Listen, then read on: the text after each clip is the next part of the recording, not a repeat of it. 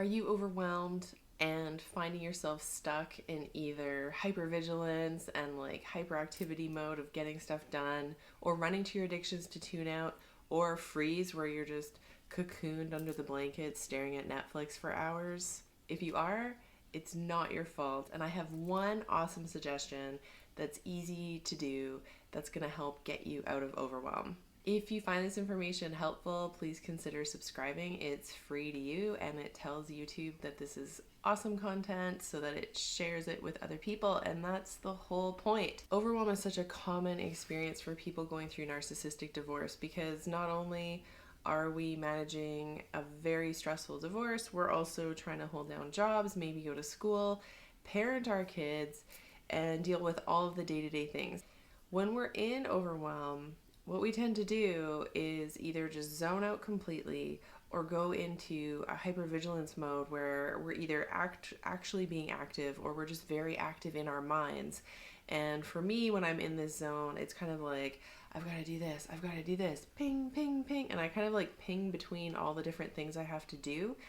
And all I'm really doing here is spinning mental wheels. I'm not getting anything done, and I'm elevating my cortisol levels. I'm increasing anxiety. I'm not doing anything healing or helpful for myself. The best way out of overwhelm is to write it down. And what's it? It can be a list of everything that you need to get done. It can be how you're feeling, naming all the different emotions that are going on for you right now.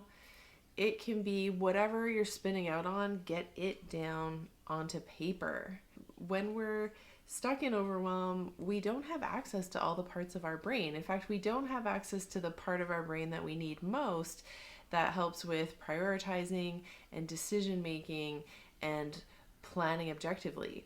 So instead, we're just generating our own fear and trauma. And as you know, what we need to do is move out of fear and into a place of peace and love. Because as soon as we get things out onto paper, our prefrontal cortex comes online, and now we have good executive function again. It's a miracle. And one of the ways that I like to do this is I draw myself in the middle of a paper, and I'm a terrible artist, so I just do a stick person. And I draw around me, my body, all the different things that I have to do. And usually I end up making the things I'm most worried about a little bit bigger, or they're messier, or I usually get some kind of visual indication of what's bugging me most, which is helpful. And then to keep it anchored in positivity and to keep it grounded, I draw underneath my little stick figure's feet what I have to support me. So that might be, my yoga practice, my friends, my therapist, my family, whatever you've got to support you, put it on the page too.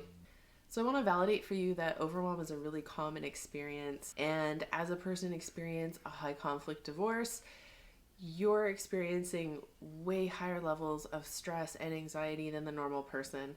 And that has to be balanced out somewhere. So extra rest, extra self-care, cocooning when you need to. These are all things that you need to allow yourself to do, and do them in a kind, compassionate, loving way, because there is value and meaning in the rest periods. Our society doesn't recognize it, but there is. No one can be busy and on all the time. We need to rest. But at the same time, sitting in your bed and stressing out and spinning out mentally isn't resting, right?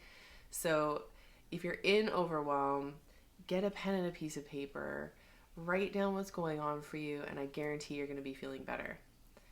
Let me know if it worked. Drop a line in the comments. Let's talk about it.